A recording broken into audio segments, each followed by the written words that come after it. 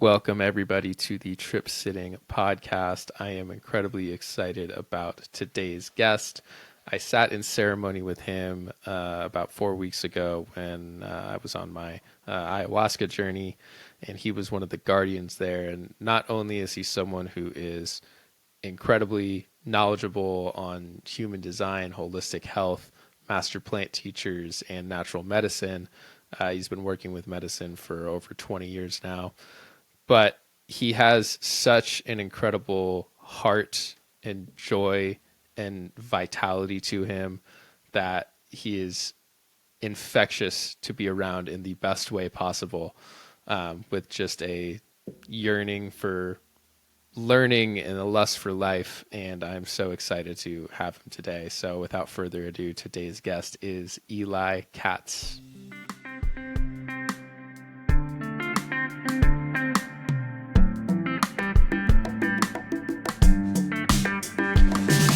So much that I want to talk to you about because we connected so deeply. It felt like when we were at the retreat together, and yet at the same time I knew that I was only scratching the surface of your experiences and what you've been through, and just how much you have to teach not just me but the world about existing as a human being a soul inside of one of these bodies. You certainly have a lot of experience. So thank you for joining me today. Thank you for having me.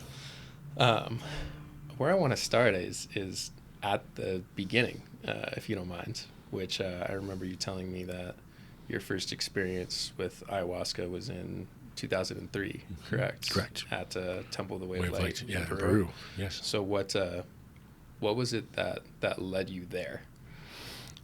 So I was led there. In 2003, I was a disaster of a human being. I was completely traumatized by the events of being September 11th first responder, and it had allowed my inability to wrangle that and to make any sense of what had happened to lead me into patterns that were really unhealthy.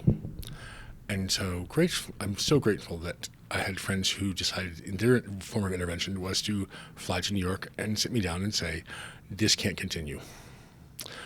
You're not going to find what you're looking for here in the United States. And we have some suggestions. Get ready for a trip. So they pointed me towards Hawaii, where they thought I wouldn't come back, so they didn't recommend that. They pointed me towards Japan, to Tokyo, and they said, it'll take a year for you to be accepted. You could go to Costa Rica, or you could go to South America, we think Peru. And then they had connections at the Temple of the Way of Light, and so I sent a letter off, and I waited. And I waited, and I waited some more. And then finally things came together, and I went down, and it was as messed up as I was. I registered only about 1 out of every 10 details. I just remember being there finally and going, what have I signed up for? Mm-hmm. And then little by little, it all peeled away. It was, the statement was that Mama Aya shows you your darkness, and San Pedro shows you the light. And so it was ceremony of 3 nights of grandmother, immediately followed interspersed with 3 days of Wachuma. All in a row. All in a row, no rest. It was just brief naps. And It was like, I have never thrown up so much in my entire life. It was like purging, getting well, purging. Oh my God, what's coming out of everywhere. And at the end of it, I just sobbed, and I felt so clean. And so I felt maybe 60, 70 pounds lighter of the grief. And I all of a sudden had a sense of there was a different option than just feeling so horrifically bad about myself. Mm-hmm. And so angry at the world and the government and the way in which we allowed ourselves to move into this us versus them model. Yeah. So did you just stay there for that week and then immediately come back? No, okay. I was there for dieta, the 7 days preceding, mm-hmm. and then I did the actual journeys, and then I was there for dieta at the end of it, mm-hmm. and integration. Gotcha. And I think I filled up 7 notebooks in 7 days. Yeah. Yeah, I'm great. Journaling has been a phenomenal practice for me. Ever since I can remember, I've always kept, either whether it's short notes or whether it's actual long log entries, but I've been able to review back where my head was, what I was thinking, and I was taught when you were writing, when you were working in a notebook, never tear a page out. Just flip the page if you find yourself doing something that isn't relevant, because you're solving a problem. Yeah. Something is going on there. Just turn it over and start again. And so reviewing those journals has been really key for integration too. Yeah. Yeah. So when did you then end up actually coming back to the States? 23 days total. Okay. So I had intended to spend some more time down there, and I was just completely overwhelmed. Yeah. And really felt that I needed to return back to see if home was home. And when I got there, it was not. And so I decided, okay, well, let's go back to nature. And so I set out to hike the Appalachian Trail. And that was a different challenge of experience. Yes. Made it about 300 miles and got horrifically infected blisters. Yeah. I was like, okay, let's pause this one. Yeah. 300 miles that's a pretty sizable distance. It is, yes. And when you're 50 miles from the nearest exit out there, and you've got blisters, red streaks creeping up the back of your legs, you're going, and every step is like, you're like, I did this to myself. But I got myself into this mess. Let me get myself out. I think actually, if I had not had the experience with grandmother, I probably would have just said, I'm done. This is enough. I'm just going to die. Yeah. I don't have any fight left in me. And I was able to look back at some of that and go, no, I do have many, many more within me. I'm vast. I contain multitudes. Yeah. So once you were back, how did you then really start working with medicine back in the States? Because I know medicine's been a pretty big part of your journey. Yes. So since then. Well, I want to take a moment to acknowledge integration. It took a long time to find somebody who could help me back in the States. And my dad, who was a clinical psychologist, shout out to Dad, he found a LCSW who did EMDR. And so she was able to understand something of what I had been through and to help me get some grounding and some awareness of the challenges of us facing and how to begin thinking about them in different ways to allow them to really unfold and keep unfolding. And that was in that process. That's when I went back and reopened a chance I had in 1999, going into the millennium, to experience the little ones, the mushrooms. Where I went to Maui for the millennium, and I had the classic bonfire on the beach, kind of picking fresh mushrooms and doing the hippie kind of thing down off Capo. And it was phenomenal. And I remember feeling a deep connection to them at that time and recognizing that they were a sentient presence, not just something to eat or to get us high, but it was something else that was going to be there with us and with me. And I tapped back into that. And so 2006 was when I kind of put it all together and was like, okay, well, what if I took my experiences dancing and my time with MDMA and ketamine in New York clubs and realizing, okay, that part of me was fairly stable and solid. I know what to do when I'm dancing. It's the rest of it that doesn't always make sense. So I began working to source mushrooms and to source other medicines and people to practice harm reduction in that way. Yeah. And figuring out what was appropriate, because there really wasn't any material on this. Yeah. And at that point, I wrote what came to be a dosage calculator for mushrooms, which was very early on that one. It was one of those, if you have these things growing near you, these strains, this is roughly what you're going to need for this level of experience. So, what was that process of integration like for you, coming back after this incredible experience? Back then, psychedelics not really being something that people are talking about nearly as openly as they are today. Did it feel really lonely? Hugely lonely. Yeah. And it was interesting because I was used to a life from New York City, of life of rushing. Yeah. And go. You always know what's coming next, and you have your week, your month, your year planned out. And all of a sudden, I just didn't. And thankfully, I did not try to fill it with stuff. And I just kind of got still. And that's when I realized that I was dreaming again. And I realized that I was noticing things in a way that was relevant and actually meaningful to me, as opposed to just feeling like I was always distracted or always, if I'm supposed to be doing this, why am I gazing over there? So that stillness was a great gift. Yeah. What was your relationship like with nature before you went off to Peru versus, you know? I love nature. So I'm a total nerd. At 12 years old, I was a junior curator at the Museum of Natural Sciences in North Carolina, helping take care of all the living creatures in the museum.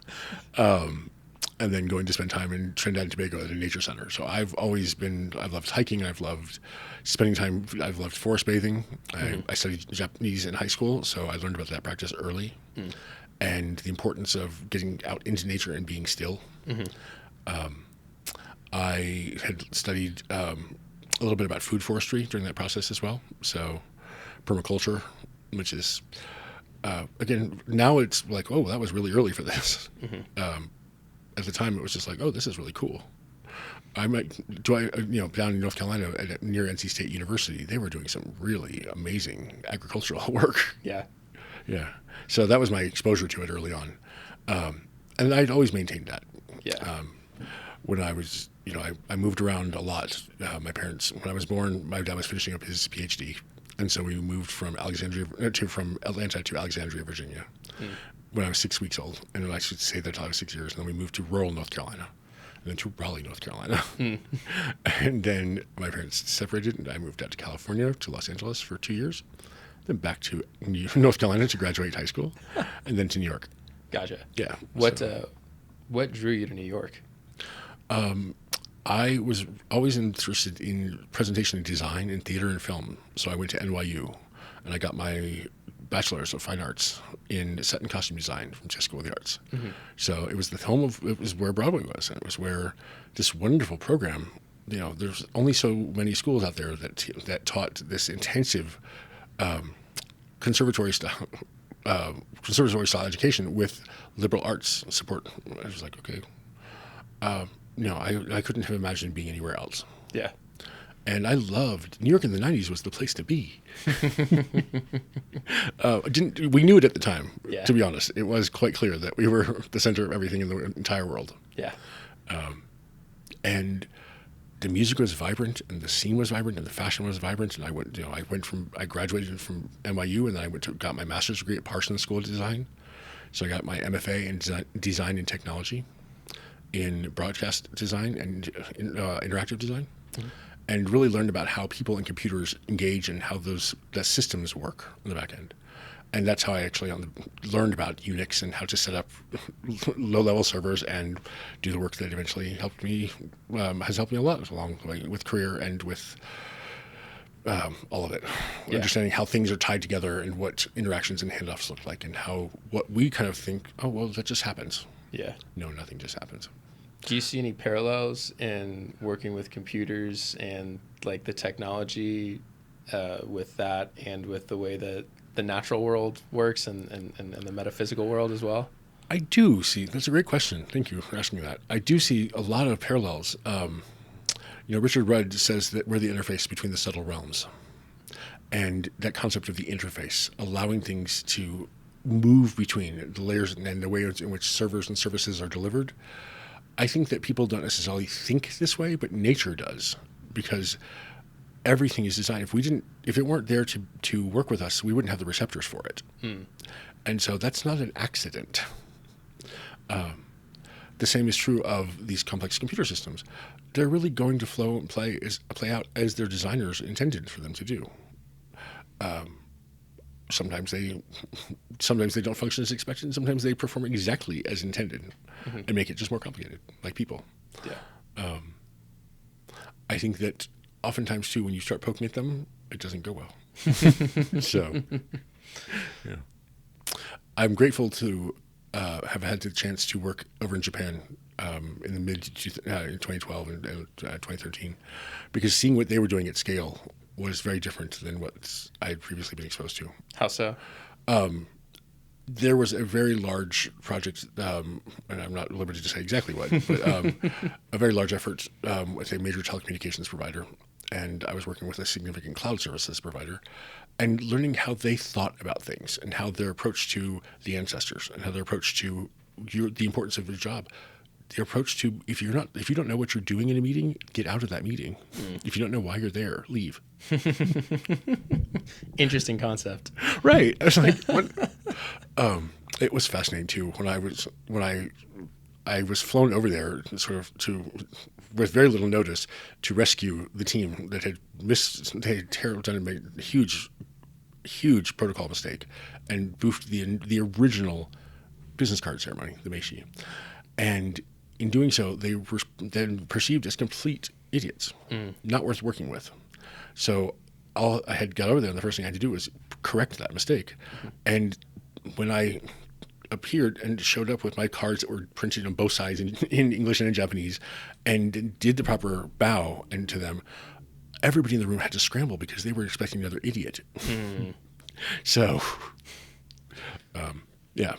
So did they take a ceremonial approach to many more aspects of their life is kind of what it sounds like? Because like in the way that I was brought up, and I think just society in general, it doesn't really seem like that there are ceremonial practices in America that all of us are accustomed to or attuned to. We all just kind of do what we want, do as we please, and we just have to figure it out as we go, which is probably one of the reasons why we might be very divided and oftentimes on very different wavelengths, and don't know how to attune to somebody else's wavelength. Like we don't understand how do we actually drop in energetically so we can come to some sort of mutual conclusion or be able to actually have that open conversation. So in Japan, like what was that like, being able to actually witness that and seeing the difference that it made?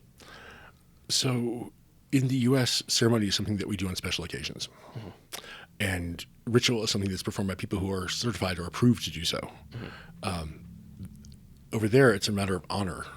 And so everyone is, in the process of growing up, is taught how to perform certain rituals and how to, how faith and how honor are so key to our understanding ourselves in relation to each other, and how respecting and maintaining that relationship is key, and how that extends from self to family, and how from self to do the business units, and from that to the organization, and how that into the district, and from that out, and just keeps going back, and it's a beautiful unfolding there. It's where I learned about the importance of being a ceremonialist there. And, we have temples here in the United States that are maintaining those practices from Asia and or APJ, Asia Pacific, Japan. And I would say that was seeing it, and that there was, these practices have been present for millennia there and have not been changed at all. And it's important. Why do we do it? Because we do it to honor the doing of it. And there's no necessary need to question it beyond that. There's a peacefulness that comes with it. Yeah. Like it doesn't feel forced.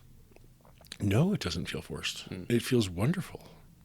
Have you had a chance to order omakase? I have, yes. Yes. So you know about, and you've done so in a Japanese restaurant? Yes. Beautiful. So you know how they light up when we do that? And for those who aren't familiar with the term, it means essentially, I leave it to you. It is a very high honor to pay to the chef, because they're going to give you the freshest, the bestest of what they have available and what they know.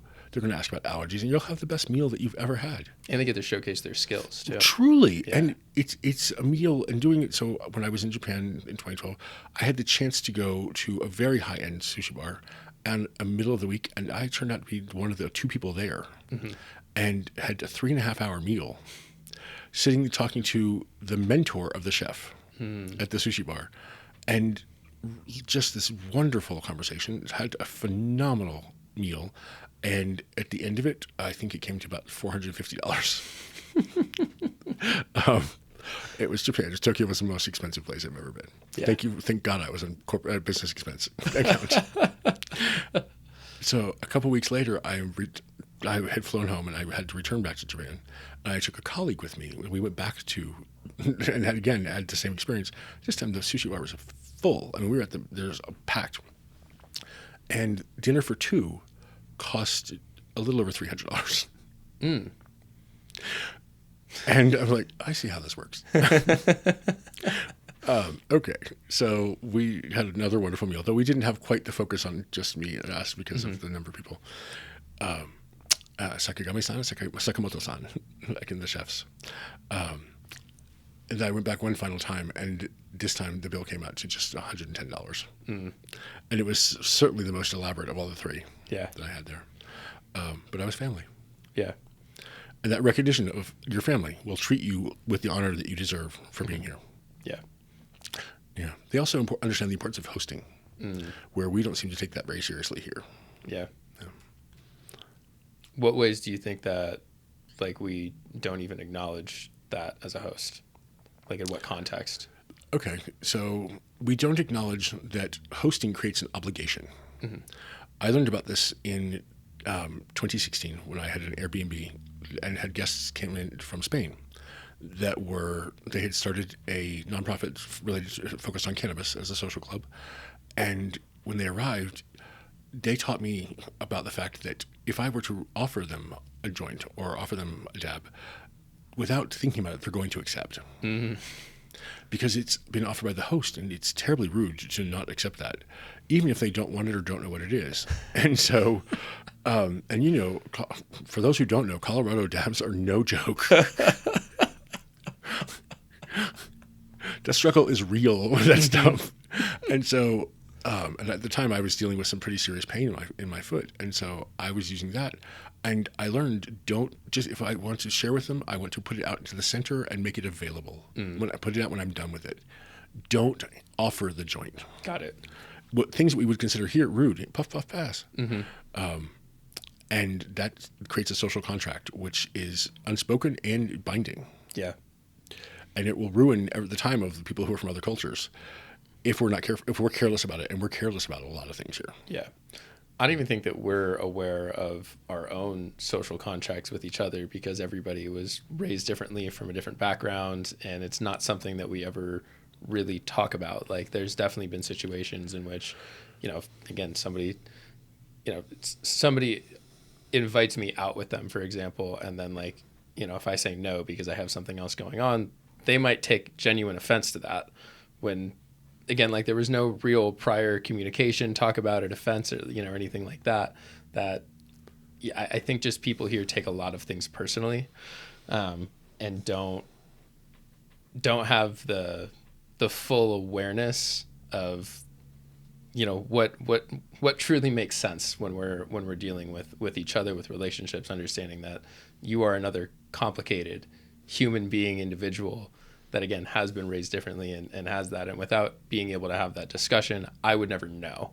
And then a lot of people find it rude to then ask some of those things. Like, you know, especially now I see when we're talking about BIPOC issues, when we're talking about indigenous issues, things like that. Like I've you know, talked to my friends who are of different ethnicities before, and like even people that I just met, like we'll drop in, have a deep conversation, and I'll ask them, hey, what's your ethnicity? And then one of my friends that I was with, like afterwards, said, why did you ask them that? It's like, because I was curious. And they responded very well, but he was like, that's rude to ask them. I'm like, no, it's not. Like, as I'm simply just a curious individual, like looking to learn about somebody. And so, like, there are some people that like it's these weird unspoken things that, like, oh, we don't talk about that person's black. Like, we don't mention it. I'm like, if you don't mention it and you don't have these conversations, it doesn't give you an opportunity to actually learn how to work together. And for this, I blame the iPod. Why is that? I should say digital media players. Because of the fact that right now, these days, I would say that most of us are too poor to pay attention and too broke to take a joke. And it's our ability to follow the thread, keep up with the plot, to understand the through line that was best embodied in the chapters of a book, or the tracks of a cassette, or a LP, or the programming of that, and the thought and consideration that had been placed, the jacket art, all the things that went into the album itself of that experience. And with the transition to digital media players, it went from album into track. Yeah. And so and it became about the artist and that popularity of that one piece, rather than that piece as part of a movement of a bigger process. And so, yeah, I strongly think that has damaged. Certainly, it's damaged millennials. It's damaged Gen Z. Because of the fact that people really can't keep up. And so that is personal, because it's always flooding them with whatever the experiences are right now, and they haven't yet integrated it out with 5 minutes ago. And understanding that, oh, right, this leads to that, and one thing leads to another. So, without dwelling on the past or thinking about the future, like where it's going to go, being able to just exist within this pocket of now. Correct. Yeah. The container, they also don't have any understanding of energetic discharge and no good practices around that, though that's easily remedied with a little bit of attention from mentors or loved ones. Because when people get full, they stop being able to process new things, and all of a sudden they are not only full, but they're standing in traffic just trying to catch their breath and figure out where they are, and inadvertently throwing everyone else around them off. Yeah. And so you wind up with that cascading effect. Now I've learned in my own way of being to be much more graceful and to recognize when somebody from a following generation is really becoming overwhelmed, and trying to be much kinder to them, even when I'm having a difficult time with how they may be presenting in that space. Yeah. Being generous of spirit and recognizing that I wish that that someone had treated me in times when someone was being abrupt. Let's be soft. Let's be gentle. Yeah. Well, I'd like to change the topic a little bit in this conversation. Sure. And something that I know that you have so much knowledge and wisdom of is of the different energies of so many different plants, because you have worked with them out of the context of what we consider plant medicine, not just the psychedelic ones that are making you go through a trip and have that, because as I'm sure as we're both very aware, all plants are medicine. And so they can be used as such. So like, what have been some of the most impactful plants that you've worked with outside of the realm of psychedelics, and what do they do? How have you learned to use them? I'd love to just be able to dive in there. Oh, again, great question. Thank you. So in the Amazonian basin, there are many plants that are considered master or teacher plants. And so they are here as tools and guides for us to help us understand them. And the first thing we have to do is learn how to, they need to see us and we have to hear them. And so it requires a process called dieta and that's not simply paring away things, that's removing almost everything that's a distraction, and learning how to recognize the plant singing to you. And learning about the practices of things like mapacho, the tobacco, and cleansing yourself in the smoke so that your energetic field can be seen and received by Pachamama, by the plant itself. The most important of these that I have experienced is Bobinsana, Sirenita Bobinsana. Heart medicine is Bobinsana is a teacher plant that grows in the banks of the Amazon. It's related to the mimosa. It is these bright pink puffs, and it is a joy and wonder to introduce to one's life, because it opens up the heart in a way that I never even knew possible. And I had a lot of experience with MDMA, and I thought I got that energetic connection there. I also understood the jittery eyeball experience. There's a gentleness to Sirenita, the Dr. Sita. She's sweet, and she's also playful, and she's also, like mermaids are, beguiling, and allows to follow the eddies and currents within oneself. We talk about the river is the metaphor for finding flow state and being in it. And so allowing Bobinsana to open up our heart. One of the things that's also really important to know is that Bobinsana doesn't have the penalties on the heart valves. And so the way that MDMA is and does on the 5-HT2B receptors. So that's a powerful tool for that in that way. The other thing that Bobinsana does is it opens up our dream channel and the lucid dreaming. Yes. I've been, well, first, I guess we should mention that you actually have a Bobinsana product, which is a mixture of acacia honey and Bobinsana in a tincture.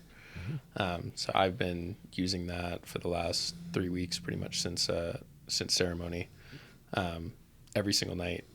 And my dreams have been some of the most vivid dreams that I've ever had in my entire life. Like, it's been really, really amazing to like feel that. And like, you know, I haven't had visions of, you know, the Black Mermaid or necessarily anything like that.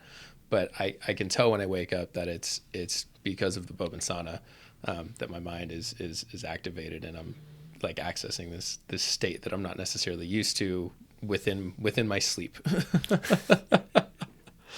The energetic body is amazing. Yeah. It really is. The allowing it to be so vibrant. I'm assuming you dream in color? Yes. Yeah. I've lost track of the number of people who have given me feedback that they were not dreamers prior to experiencing this, or if they were, they've not remembered any of that. Mm-hmm. And that's, again, driven to distraction. Yeah. And the release of that, the blockage in the heart that has kept them from connecting the heart and the mind within the body, is gone. And it happened so quickly and so gracefully. I remember serving you the first time with it, and the warmth that we both experienced of it, just down the delightfulness down the chest, and like, oh, it felt like an energetic hug. It's so pleasant. And It really that's the best way. It's just so pleasant. It's not like it's getting you high or anything like that. It's just this warm feeling. Like, again, you're getting a warm hug. It's the difference between a smile and a grin. I think of it. So it's like, I remember finding it and experiencing it in Peru, and then not experiencing it for a long time until Shanti served it back in December of last year when I was on a retreat with her. And it brought back all of those experiences and memories, and I thought, why on earth did I not focus on my prioritize this feeling among all else? Mm-hmm. And sure enough, again, that night I began to have these incredible dreams. And in a way that I've remembered my dreams for a long time, but this is a whole different, I can get up and go to the bathroom, and I can go back to sleep, and I pick up the dream where it was. Pick up the same dream. Right. That's a different experience there. And remembering that, and also not feeling as though I have to look for the meaning within it, of recognizing that just capture the story. Go start with sense making, not with meaning making, and allowing that to be the beauty of it.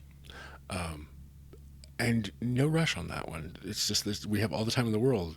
While we're sleeping, we are every state. We're our most pure, and we're doing the most healing of our physical form. Yeah. So we're envisioning all these new possibilities there. So that's the most powerful tool that I found. Yeah.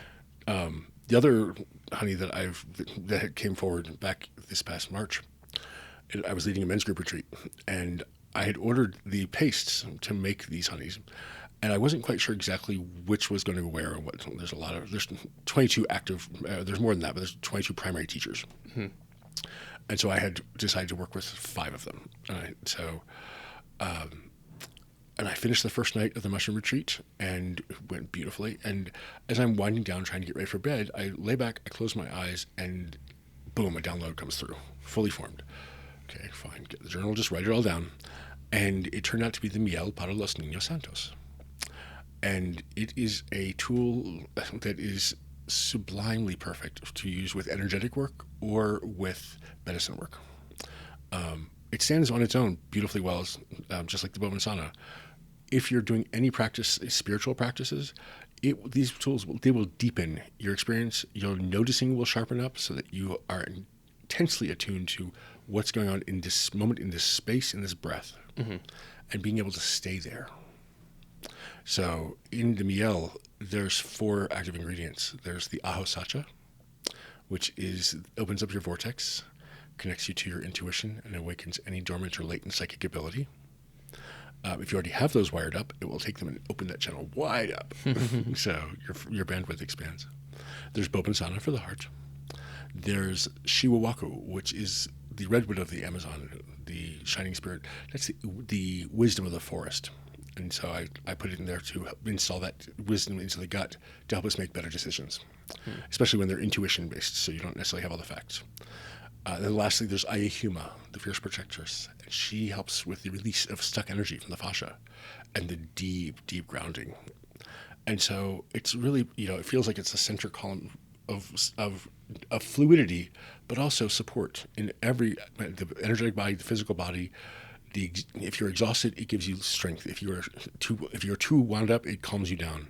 It just is a really nicely balancing tool that helps every bit of your body recognize what it's here for and to serve us, with us, and in harmony with us, as opposed to quiet my monkey mind.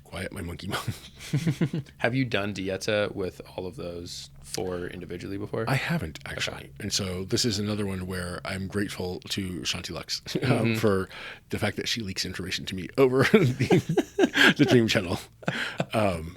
And the reality is that plants call out to you and they sing to you. And so when Bobinsana began singing to me and I attuned to it, I started to get images of these other plants and names, and I didn't really understand what was going on, but I would wake up and I'd draw and sketch something, and I would think about it, or I'd have this weird smell I'm like, what am I smelling here? And it turned out, well, that's the actual plant aroma.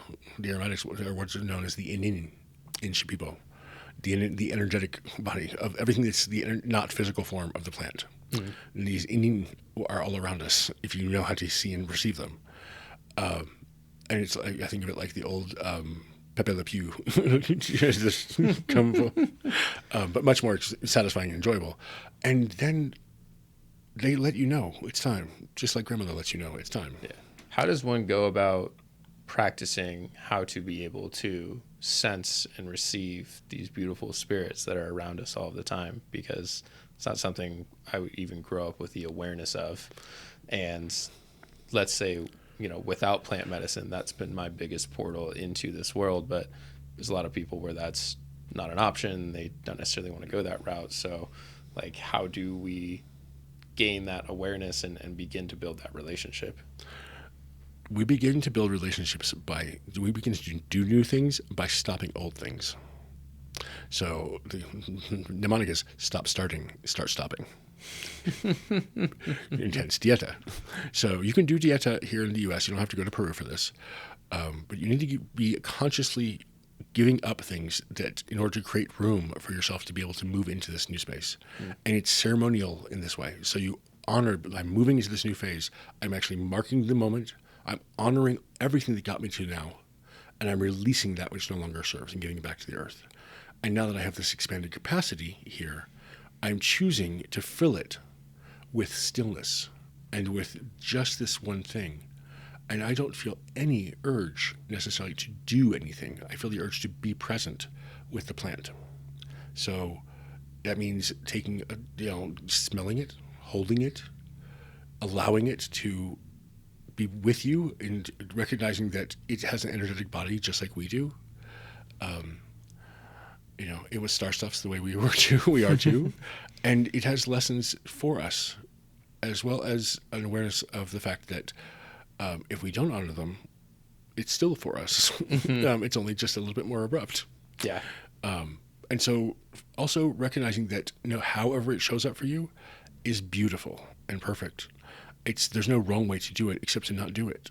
I think a lot of people get very caught up in how it's supposed to be, that it discourages people, one, from ever beginning in the first place, and then once they start, it's not happening the way that they would like, and then they stop. Again, it's like just the way that we're hardwired as a society is to expect certain outcomes when you do certain things. And I think working with the metaphysical world is the exact opposite of that. It's simply allowing things to just be and exist without trying to think of the future, without trying to change, without trying to do anything other than just be. Like the concept of just being, I didn't understand that. And that was like just one of the biggest downloads I had when I first worked with grandmother, was literally those 2 words, just be. And it feels very uncomfortable if you're not used to doing that at the beginning. Mother Mary, come to me. Whisper words of wisdom. Yeah, let it be. And even when I hear the word just, it almost feels the pejorative. It's like just. Being is plenty. Along the way, I've had a couple of near-death experiences, and unfortunately, the most recent one was not too long ago. In that process, I had lots of flashing back to my 7th grade English class, where I was drilled on be, am, is, are, was, were, been, being, all the forms of the verb to be. And that was so front and center present during this time when I was, in dying on the table. And coming out of it and doing the integration of what was that about, and realizing that doing, the voices that say, be productive, do something. Doing is ego or shadow or both at work. And so whenever we're called to do something, no. You don't need to do anything. You just need to be something. Be still. Be yourself. Be beautiful. Be brave. Be courageous. Be valuable. Be whole and true. So... for me, I know it's super easy to get caught up when I hear things like that. Again, this is the ego at work, but I hear just be. Then I think like, okay, I'm just going to sit here and do absolutely nothing. And then, I'm going to starve. I'm not going to drink water. Like, it's just like, it feels like I need to take it to just the every extreme of like quite literally not moving, not doing a single thing. Did you hear the trap in what you just said? Do absolutely nothing is a command. That's do. Yeah, that's a do, but also you gave yourself a command. Do absolutely nothing. And so your unconscious mind heard that and accepted it as okay, I'll go forward with that. Do absolutely nothing. Okay, now I'm trapped here in a loop. I'm not productive with this. Oh God, I'm not productive again. I'm wasting time here. Yeah. Oh, the monkey mind is back, full force. Yeah. Yeah.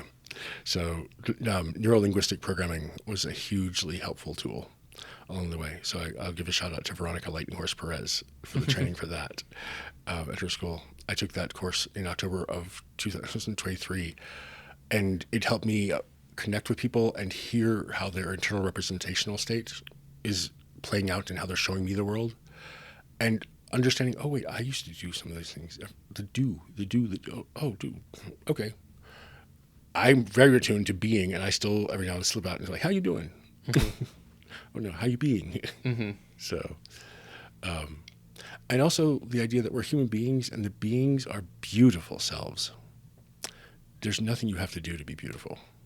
It's not about makeup. It's not about clothes. It's not, just be and appreciate that. And this is where it comes into, you asked about how does one begin? Also gratitude. Gratitude for the moment, gratitude for self, gratitude for my ability. I have gratitude for the fact I'm here now. I came off that table. I'm walking. I survived and I healed. And I am so deeply grateful. All of this is a gift. All of this is magically beautiful and not in any insincere way.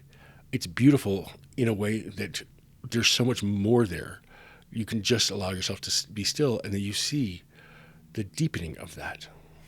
And it will fill your heart, and it will just overflow with joy and with light and with all of the potential of that interaction. And yet you don't have to do a thing. You just have to be still. There's so much there that is absolute gold. Thank you for that beautiful nugget. To switch gears a little bit too, I'm wondering from your perspective, with the way that everything is moving in the plant medicine world right now, with MDMA actually just got rejected as a therapy by the FDA, but even just the way that you see certifications on how to serve mushrooms and MDMA and different things, what are some of the biggest challenges you see in the way that everything's unfolding, and how do you think we need to collectively go about trying to maybe fix some of those challenges that are coming online? So I came of age in a time where there was a movement called Refuse and Resist. Mm-hmm. So I think that we have gone about things, unfortunately, in the wrong way here in Colorado. We have followed the Oregon model. And so we allowed ourselves to rush and to take input from people who were not invested in the ways, in the getting it right. And we put an artificial deadline on that. And so I refuse to honor that deadline or allow that to be something that is going to move us and myself forward. Along this path, most recently, I've had the opportunity to step into the role of executive director of the Association of Entheogenic Practitioners, the AEP, which can be found at aep.community. And so that is an organization, a national 501c3, that is, the membership is people who believe that entheogens, substances that connect us with the divine within, that's a human right. Mm-hmm. And so I practice active resistance, not passive resistance. I struggle with it sometimes because of the fact it's like, okay, well, yes, I'm going to be doing ceremony in a different state. Well, I'm a licensed medicine carrier, and I'm going to follow best practices, and I'm going to have all of it, and hopefully I don't have to actually engage with somebody who's got ill intentions or wish me harm, or worse, interferes with me. Mm-hmm. But woe betide should they do that. Because Sean McAllister is a really good lawyer. And Danny Peterson's a really good lawyer. So, in any case, it's a sacrament. I think along the way people think, oh, this is just drugs. This is just drugs in different forms. You kids eat your drugs. And then we have the medicine people who have taken, and everything is medicine, energy medicine. All music is medicine music, by the way. Every song was written by somebody who was trying to make sense of the world around them before they went crazy. And so recognizing how to hook in with somebody in that moment in the ceremony is really key. There's no way, you don't win ceremony. I had the best one, though. What do you mean? Right. I had the best. Of all of us here, mine was the bestest. I got the most downloads. Correct. Here's my bucket of downloads. Mm-hmm. No, that's Purge. They're not the same thing. That being said, music, at least sharing the gifts of things, not doing things in transactional ways, of pure joy and feeling this is here. The moment this is calling out for what needs to be called in. I'm honoring this. Oh wait, something isn't here. What isn't here? Let's take a moment and drop in. Oh right, we haven't done soplar. We haven't recognized and honored ourselves with tobacco. We haven't given tobacco to the earth or to the plants. Mm-hmm. Let's stop and do that and get ourselves in right relation. Mm-hmm. These First Nations practices that are so key to being in harmony with oneself and with the world, they're not hard to pick up, but they're important to recognize, certainly if they've been missed, but how easy it is to correct course then. We're also a culture now that devalues apologizing and stopping and you're doing the right thing. We double down on wrong. Don't recommend that practice. No, it's a very ego-driven practice. It's good to have a healthy ego, but that's not part of a healthy ego. Denialism. And, as I heard along the way, even a 5-year-old can say they're sorry. So it's one of the first things we're taught. Yeah. You don't have to start with an apology. You have to start with taking a moment and close your eyes and you get it. Okay, what am I here to do? I'm here to, I'm singing happy birthday. I'm here to sing the national anthem. I'm here to unite these couple in holy matrimony. I'm here to be the officiant. I'm here to be this. Oh, the moment needs me to be nothing. Just be myself and be present and witness this. Mm. That witnessing has been another huge gift of understanding that there are many, many roles to play out there. And sometimes things just need to be seen. They did happen. They don't need to be described. They don't need to be illustrated. They don't need to be embroidered. They just need to be seen so that they can be honored in that moment as just as the moment collapses. All the possibilities are still there, but by seeing them and witnessing that, they get encoded into the Akashic records. Mm. And so right then and there, it's like, oh, cool, you've been a part of creation of history in time. Aren't you something? It can be really easy for me sometimes to try to immediately attach meaning to the things that happen. And in doing that, I'm almost like closing my scope and not actually then even seeing all that's there and like all that's in front of me. I remember when I first came back from Peru after ayahuasca, I did a solo journey with mushrooms. And I, just cause I was like, okay, I had done some really good deep integration work. Okay. I feel ready to work with this again. And looking back on it now, like almost the entire time, I was trying to make sense of the entire trip as the trip was happening, and it just ended up being incredibly confusing at the end. And I'm like, well, I don't really know what just happened there, to be completely honest. And like that was it. I'm grateful for in my most recent NDE, the downloads because I was in the grandmother weekend when this happened. I had to have an emergency appendectomy, and I became very clear early on: do not analyze this. Simply experience it. Go all the way through it, and then analyze. If you stop and analyze, you'll get stuck, and you will likely die. Because otherwise, you're caught in what these things, and you have no idea. Back when we were working to get what became the National Medicine Health Act, at the time it was Prop 58, and we were drafting it. And I remember the My Coalition meetings that were taking place, and discussing with community members. And when it came time for my turn to speak, I remember urging us to simply stop trying to say what we needed to do. We did not need to do anything because we did not yet know what the scope of the problems were, or have any awareness of who had yet to be recognized and who was not even present to be marked absent. Mm-hmm. Why are we rushing so hard and so quickly to do this? Slow down. Check in, take stock. As everyone here has been seen, everyone here, have we heard from everyone here? Have we given people the chance to be in the moment? Have we given the moment a chance to unfold? And have we come back around it to put some closure on this one so why are we going to go to the next? I think this is also, unfortunately, a part of our culture moving to services-based and transactional-based tools. So we're just used to the fact that computers don't work, or that cloud services are down, or that, oh, I can't find this contact on my phone. I can't find this thing. I'm going to journal on my phone, and then I'm going to make it, what's the text message? I forgot all about the journaling. Mm-hmm. Oh, I forgot all the integration. Oh, I just got a new phone. Oh my God, it's on the old thing. All of it's treated as so meaningless. There is something to be said for pen and paper and, dead tree materials. Mm-hmm. So there's also the magic of the incantation that happens when the thought leaves your brain, goes down your arm, goes into your hand, and goes on the paper. When you speak it aloud in your mind as you write it down, that is actually creating a spell. I learned along the way that magic with a K equals intention plus action minus commitment to outcome. Mm. So the entitlement of the outcome. No, you're not entitled to that, to jack with that. That's not magic. But magic is truly, what's my intention? How my actions, our intentions define the quality of our actions. Mm-hmm. And cross-checking that, making sure, I do a lovely little ritual with people sometimes to set their intention, get it up here. Now move that down into your heart. Now take a moment to check to see if those are the same thing. Mm-hmm. And if they are, then let's take a moment. Now let's spin the intention wheel, and as we exhale, let's release that intention to the universe.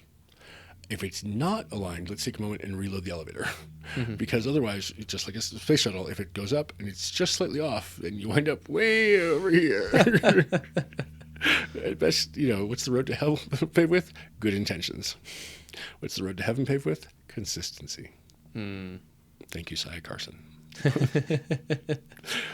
My graduate degree, my master's thesis, secondary advisor. Best advice I think I've ever received. Nice is good, done is better. Mm. Yeah, and consistency. Yeah. Yeah. Do you think that there is a way for us to make psychedelics, make entheogens more widely available to American culture while still being able to honor the indigenous wisdom and the culture that these practices came from with the way that the current system is set up? Or do you think that there's a lot more that we have to unpack before we even actually start trying to do this on a larger scale? Yes, and. Okay. I think that there is a lot we can do now. First of all, if you don't have a relationship with an indigenous community near you, take a moment and look at why that is. And then take a moment to make sure that you're checking your privilege, that you're not going in and demanding that somebody mentor you. Teach me your ways. Right. I'm here in your space. I'm going to take up your time, and you're going to drop what you're doing to do this now with me. please, come on, be my token. Going in and just simply being present and attuning to watching, observing, be silent. Listen first. Once you slow down, listen deeply, to quote Runa, to the current of what's happening. What is and what will be. Secure yourself, your faith. The walls is unraveling. Okay, what you think you know, you do not know. Stop. It's okay. Don't judge yourself. That's how I think we will get through this, is that we will stop judging ourselves and stop all of our egos related to that. We will accept the fact that we didn't do it right, and we will realize that we don't have to honor the folks among us who want to rent seek with us. I feel strongly that the Natural Medicine Advisory Board was populated with people who are very much valuing the rent seeking. What does that mean? Rent seeking is it's kind of from the old guild model, where only a certain number of people should be allowed to practice, so that way there's more value for the people who can do this. I think the board is populated with that. We know that Dora is populated with people who believe this. And I'm not going to name any names. We just can see it all in all the actions. Mm-hmm. Stop feeling as though the fact that you said yes, it's actually about stop honoring decision making. Decision making is putting that up on a pedestal and holding it up for everyone to admire your decision to do this. Okay, well, the people we voted on past Proposition 122, we have to do something now. Oh, there's that do word. No, we have to be in integrity. So 23290 came up. Okay, that kind of got it right-ish. What is 23290? 23290 is the implementation legislation in the state statute regulatory regulations that was implemented to put the Natural Medicine and Health Act into practice. Mm-hmm. It's what instructed that there has to be rules and regulations set by DORA, et cetera, et cetera, et cetera. That's a lot of bureaucracy that got in the way. One of the key things that I think that was a mistake that was done was that the Behavioral Health Administration, the big agency that was such an important aspect for Polis, was left out of the entire process. What is Polis? Jared Polis, our governor here in Colorado. Cool. Yeah, thank you. Governor Polis invested heavily, a lot of political capital, in cutting through the red tape and creating this cabinet-level agency, the Behavioral Health Administration, which is above all these other ones in terms of who gets to make and set these things and who's in charge. They were left out of the entire thing. If this is psychedelics, if this is the Natural Medicine Health Act, and we're doing this because of behavioral health, and mental health, not physical health, which is not this. We didn't bring in the FDA into this one. How could that have happened? How could this? It went to the Department of Revenue because this was about rent seeking and taxing people. So again, I strongly encourage people who are recognizing this to just simply refuse to participate. Mm-hmm. It's not as though the state is going to get it right tomorrow. But do register as a lobbyist. Do participate in the discussion. Do make your voice heard, and let your local legislators know that you are somebody who, if you've used these, your experience is hugely important. Mm-hmm. And your testimony is very valuable, because people who've been willing to talk about this, from you and me, we think of this as our world, and everybody knows this, sure? No, the number of people who do this and who are in this world is fewer than 2,000 right now in the country. It's all around us, but no, it's such a small segment of the population. Your voice is very important because it's a very big voice in a small pond. Yeah. And that's also, don't feel like your story is everyone's story. Take a moment, write it down, read it out loud, practice. Ask somebody to listen to you and help you craft that storytelling aspect, because those stories are where the power is. Because that's the actual, it's not just anecdotal, that's where the lived experience of it is. And that's where it will get people to hear you there. It is also important to recognize that if you're going to be at the Capitol, that you really do need to recognize people by title. And thank you, Speaker. Yeah. There's protocol that is important to follow. so that you know that you can show that you know how to dance. You know how to be understanding the ritual that is involved in the political body. The dance. People have put some time and effort into getting here, and they spent some money on a suit, and they got it pressed. No matter how potentially stupid I might think that dance is. Right. It's all well and good to think, but if you interrupt, if you act up on the floor, they will have you removed, and then you'll just be that guy, and nobody wants to be that guy. Yeah. So that's, like I said, don't think that your story is everyone's story, and just be clear and be simple and practice, because 2 minutes is not much time to speak. Mm-hmm. So participating in that process has been so valuable and so gratifying. Even when we got it wrong. You know what? We get things wrong. It's okay. I'm not mad at us. Yeah. Let's just simply stop trying to say, let's do this right. If we get to December 31st and it's time to issue licenses, and we issue the license to the stop, we're not going to issue any more licenses because we've issued the one and only license to ourselves, and now there's no more. Okay, well, hold up. How's everyone going to go forth and do this? Well, we're not going to do this. We're going to be collectively able to be in a new period where we're appending these rules. We're now learning from this. We're going to go forth and improvise. We're going to go forth and play together in that moment. Mm-hmm.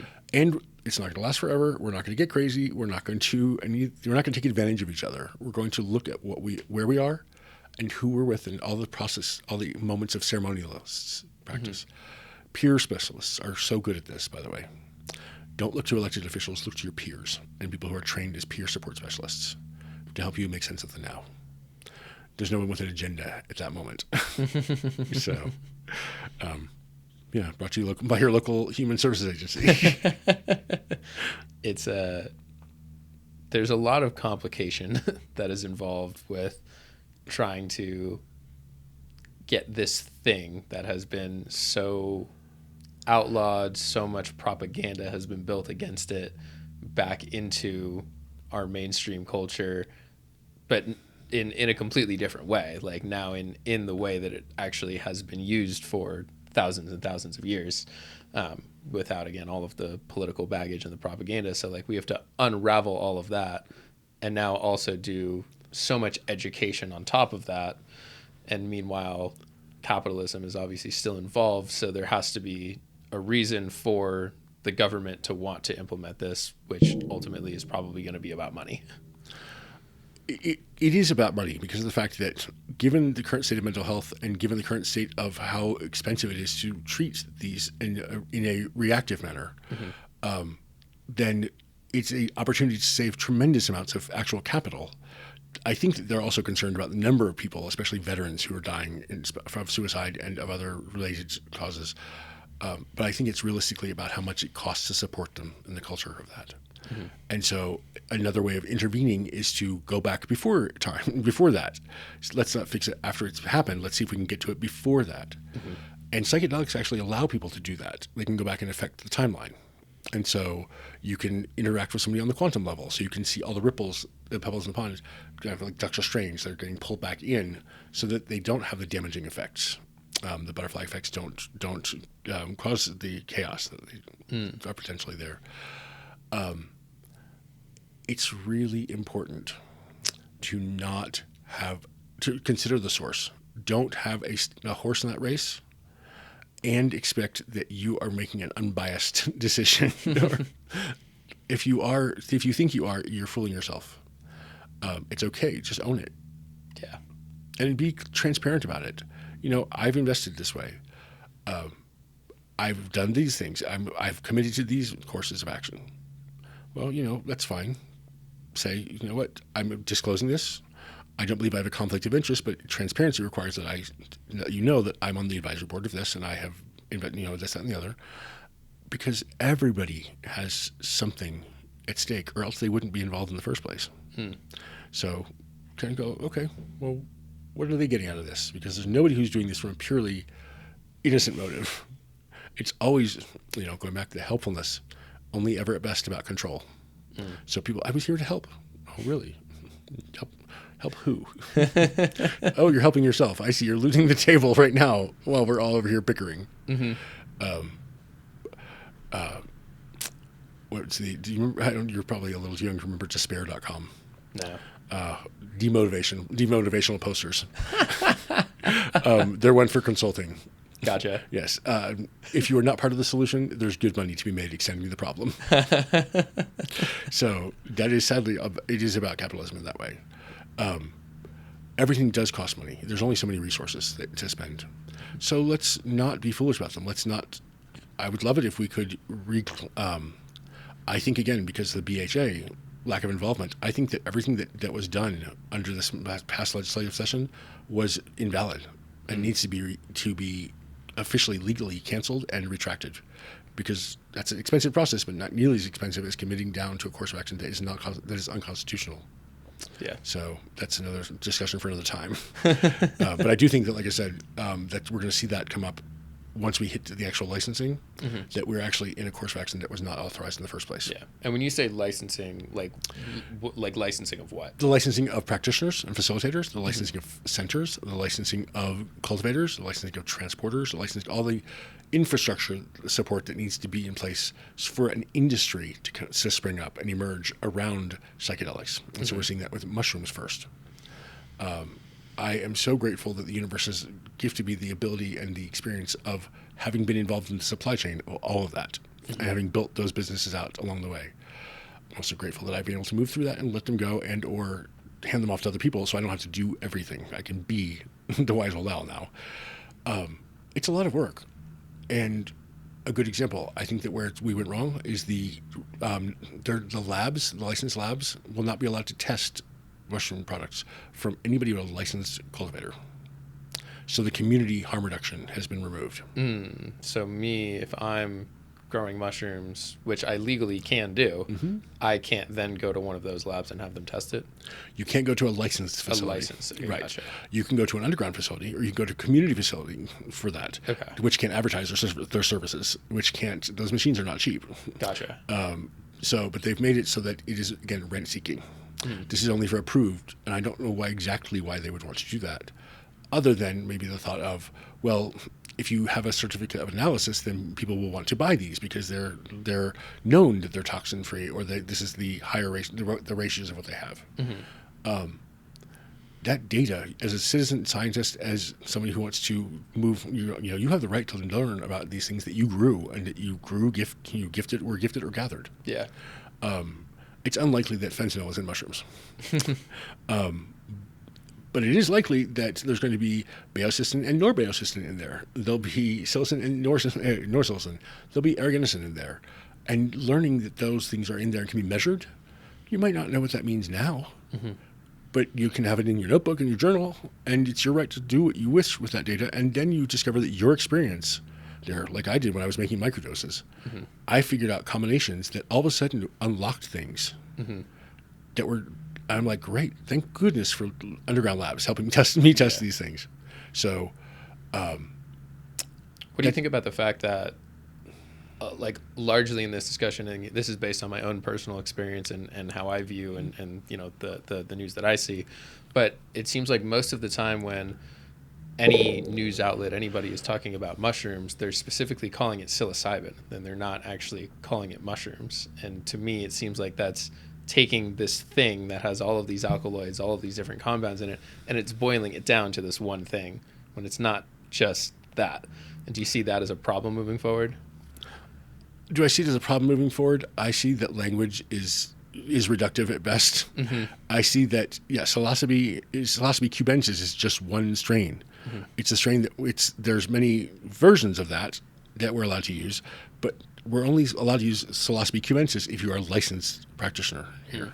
And I can tell you, as somebody who cultivates and facilitates with medicine, pairing things together is where the benefit is. And so if the client doesn't respond strongly to one, they'll respond to the other, and that will unlock the first one. And so it's not the psilocybin that's the active tool, it's the psilocin. And for those who don't know the formula, that's 4-HO-DMT is psilocin. So it is a DMT, the spirit molecule is in there. Different than 4-ACO-DMT. That's synthetic. That's psilocin. That is the stuff that gets you feeling very off and can likely make you very disoriented and or nauseous and or lead you to be in a state that can really harm yourself. I do not recommend that people consume 4-ACO-DMT. And I do recommend strongly that companies that put that product in there label their packages correctly. And that agencies that discover that in there go after with criminal attention for people who want to make a buck off their fellow man, rather than help them heal themselves of the damage done by the man chasing the buck. So, but the point of it is DMT is there. And so we talk about the power of ayahuasca, and that's just as present in the power of the mushroom, because they're both DMT-based experiences. And allowing that to go to those realms, all those quantum moments that take place when your spirit has gone traveling and your journey and your body's here and somebody's holding the space for you and protecting your physical body, all of that needs to be honored, recognized, and allowed. Mm-hmm. And more importantly, celebrated. I strongly recommend that people, if they're trying to figure out what to do, how to be part of this movement, go volunteer. Go learn how to be a space holder. Go learn how to be a sitter. Go learn how to be a doula or a death doula. Mm-hmm. Go spend some time interviewing people. Go be a witness. Go be a source of knowledge. Go be an authority in this moment in ceremony. Mm-hmm. Go offer what you have to offer, and do it in partnership with somebody who doesn't have those skills. Find somebody unlike yourself to partner with and learn from them as they learn from you together, and see what you grow towards each other in that way. That potential right there, that mycelial networking, those threads and fibers, that's how you build communities that are resilient and going to really last throughout whatever history brings us into and out of in this way. Those shimmer and gossamer networks that they go from us to the stars. Yeah. So. Well, Eli, I think that we've reached kind of the end here, and I have so much to process, and I am so grateful for this opportunity to be able to sit with you. Before we officially go, is there any shout outs that you would like to give, or anything that you would like to promote from yourself or any of the listeners that might be consuming this? Sure. Thank you. So my practice and business is called Whole and True, and you can find us at https://be.wholeandtrue, WHOLEANDTRUE.com, bewholeandtrue.com. The honeys are available online in the shop. And so services that we do offer ceremony preparation. Eli talks, take 5, new lips, sorry. Ceremony preparation. We offer integration services of helping make sense of whatever has happened. It doesn't have to be psychedelics. It just is how to learn and figure out what is happening right now. And then we also offer facilitation services in a ritual, in a religious tradition for the Healing Ground Church. If you are interested in mushrooms in a more community-based experience, I do encourage you to reach out and join us at the Healing Ground Church every other Sunday from 10:30 to 12, and then followed by potluck lunch. That's in Colorado? That's here in Colorado, yes. It's in the Denver area. That's healingground.org is where you can find that information. Yeah, and I encourage people to, as they're going about their daily life, as they rise and fall, as you open up your dream channel with Bobinsana, dream bigger. Give yourself room. Dream bigger. This has been such a beautiful time with you, and my heart is wide open right now. Once again, I'm very, very grateful to be able to do this, and I appreciate you and your presence and just your aura. Thank you. It is one that is very fun to be in. So thank you for sharing with me. Oh, thank you for having me. It's been a pleasure.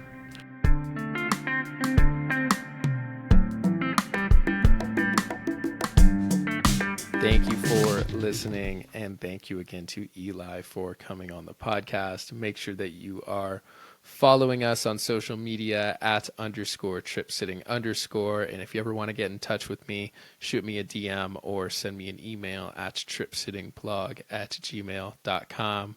That's all I got. See you next episode.